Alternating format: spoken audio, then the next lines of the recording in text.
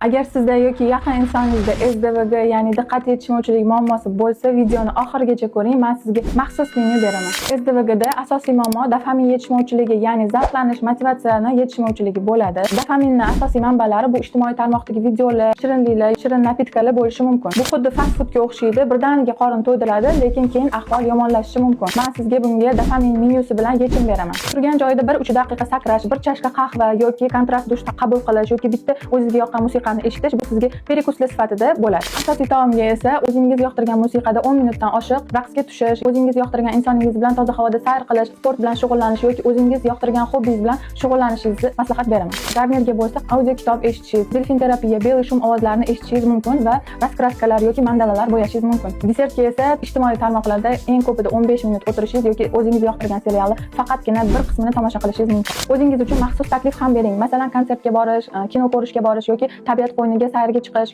yoki yengillik qiladigan biror ishni bajarib ko'rishingizni tavsiya qilaman. Bu usulni bugunoq sinab ko'ring va albatta yaqiningiz bilan bo'lishib qo'ying. Bu u uchun eng asosiy menyu bo'lishi mumkin.